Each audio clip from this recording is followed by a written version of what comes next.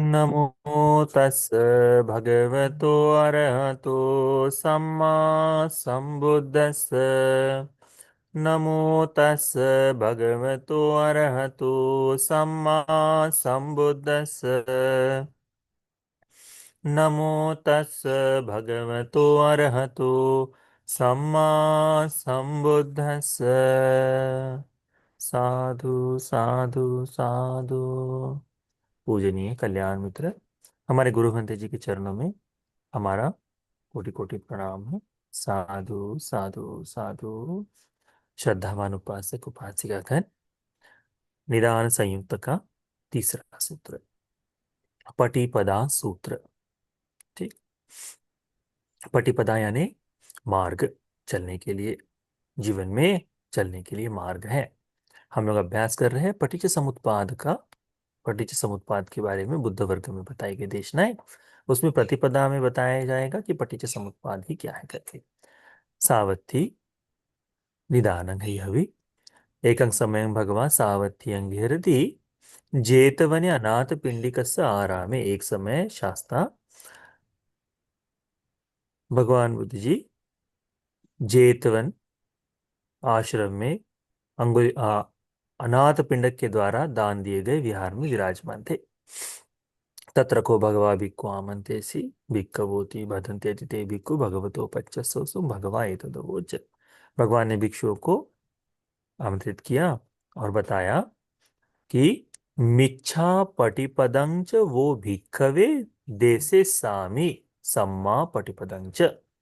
भिक्षुओं, मैं तुम्हें मिथ्या प्रतिपदा के बारे में बताऊंगा और देशना करूंगा, सम्मा प्रतिपदा के बारे में भी बताऊंगा। तो दोनों ही प्रतिपदाओं के बारे में भगवान बुद्ध जी बताते हैं। तंग सुनाथ, इसे अच्छे से सुनकर साधुकं मनसी करो, तो मन में धारण कर कर अच्छे से चिंतन करो। भाषी सामिति, मैं तुम्हें बताता हूं करके भगवान यहाँ बताते हैं।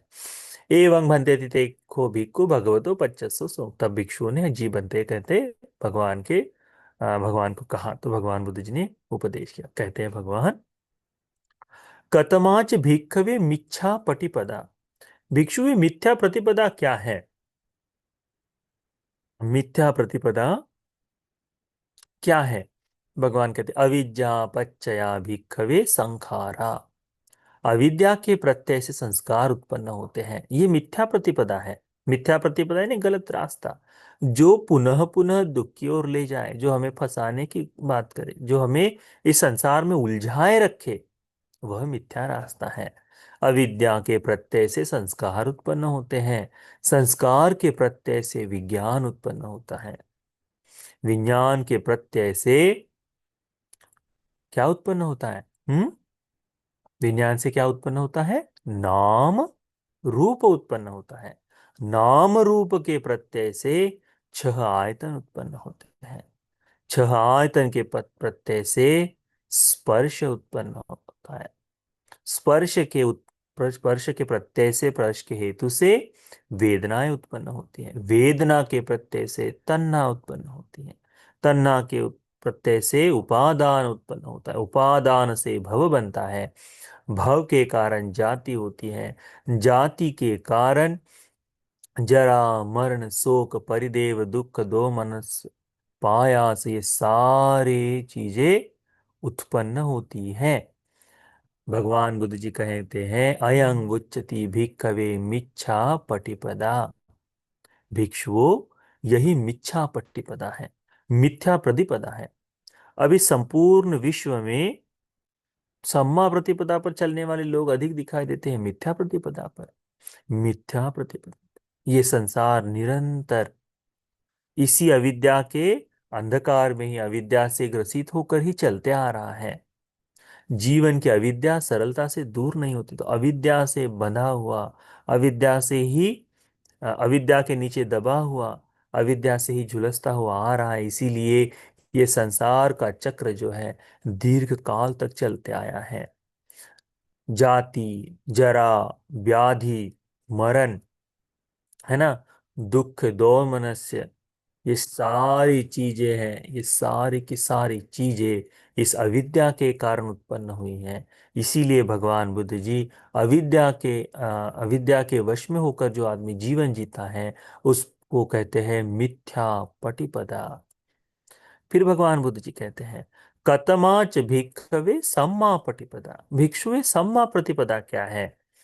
अविज्ञायत्वेव अशेष विराग निरोधा संखार निरोधो। अविद्या के दूर होने से, अविद्या दूर कर लेने से जो निरोध उत्पन्न होता है, जो रोकथाम उत्पन्न होती है अविद्या की, उससे अविद्या से वैराग्य उत्पन्न हो जाए, अविद्या से दूर हो जाए, तो उससे निरोध किसकी होती है? क्या रुक जाता है? संस्कार रुक जाते हैं। संखार निरोधो। अविद्या के रुकते ही संस्कारों का बनना रुक जाता है। संखार निरोधो विज्ञान निरोधो। संस्कार के रुकने ही से विज्ञान रुक जाता है। विज्ञान निरोधो नाम रूप निरोधा। नाम रूप रुक जाता है विज्ञान के रुकने से। नाम रूप के रुकने से छह आयतन उत्पन्न नहीं होते, छह आयतनों का निरोध हो जाता है। छह आयतन सलायतन निरोधो पस्स निरोधा। तो छह आयतन नहीं है तो स्पर्श नहीं होगा। फस्स निरोधो वेदना निरोधा। स्पर्श नहीं है तो वेदना कहाँ से होगी? तो स्पर्श के रुकते ही वेदनाएं रुक जाती है। वेदना निरोधा तन्हा निरोधो। वेदनाओं के रुकने से तृष्णा रुक जाती है। तन्हा निरोधा उपादान निरोधो।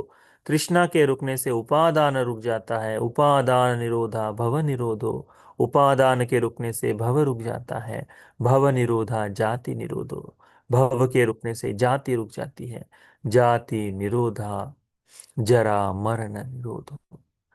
शोक परिदेव दुख दो मनस उपायासा निरुच्यन्ति।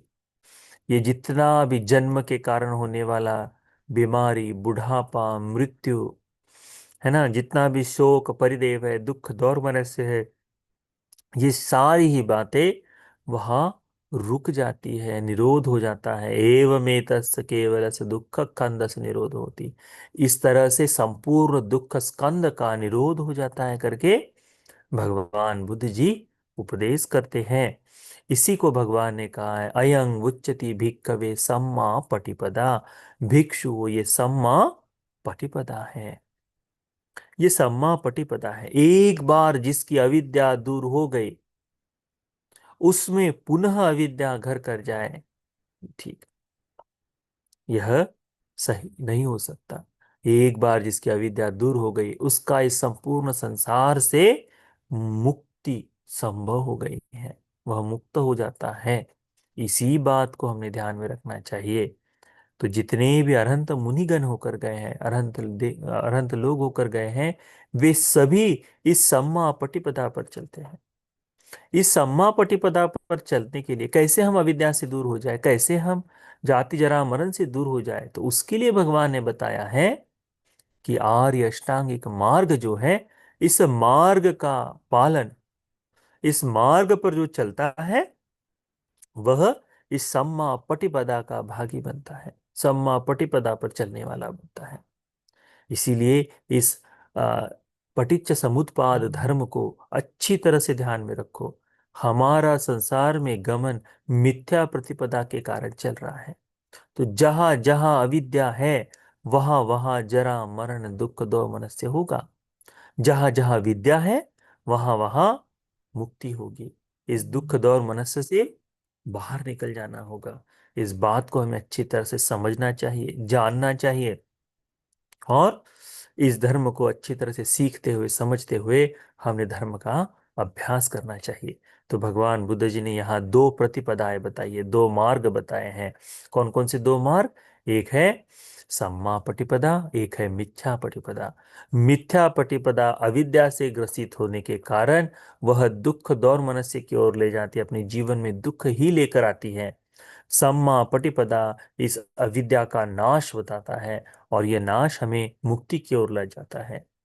तो अविद्या क्या है? अविद्या है दुख नाम कार्य सत्य का बोध नहीं होना, दुख समुदय नाम कार्य सत्य का बोध नहीं होना, दुख निरोध नाम कार्य सत्य का बोध नहीं होना, दुख निरोध गामिनी प्रतिपदा आर्य सत्य का बोध नहीं होना, यह अविद्या है। जिसे समझ ही नहीं आता दुख क्या है, जिसे समझ ही नहीं आता कि दुख का कारण क्या है, वह आदमी इस दुख को भी सुख समझकर जीवन जीता है, इस दुख को सुख समझकर जीवन जीता है। देखिए, जहां जहां जन्म ले, वहां वहां वो उसके उस सुख को पाने की कोशिश करने में लगा रहता है ना, उसी में सुख मानता है, उसी में जीवन जीता है, उसी में सारा अपना विश्व बना लेता है। किस कारण से? क्योंकि अविद्या होने के कारण से पता ही नहीं कि दुख क्या है, दुख का समुदय क्या है, तो इससे दुख से मुक्ति का मार्ग कैसे वो सोच सकता है? इसीलिए अविद्या को दूर करना आवश्यक है, और बुद्ध बुद्ध भगवान के ही आश्रय में रहते हुए इस अविद्या को संपूर्ण दूर किया जा सकता है, दुख को समझा जा सकता है, दुख के कारण को समझा जा सकता है, हेतु को समझा जा सकता है। दुख के हेतु को, दुख समुदय को समझ ले तो दुख निरोध संभव है समझा जा सकता है।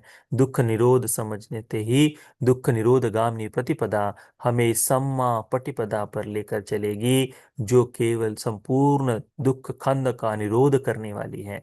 तो इस बात को अच्छी तरह से ध्यान में रखे। यह पटिपदा सूत्र, यह मार्ग सूत्र हम सभी को मिथ्या प्रतिपदा से दूर होकर सम्मा पटिपदा तक आने के लिए, धर्म के बोध के लिए यह सूत्र उपकारी हो जाए। साधु साधु साधु।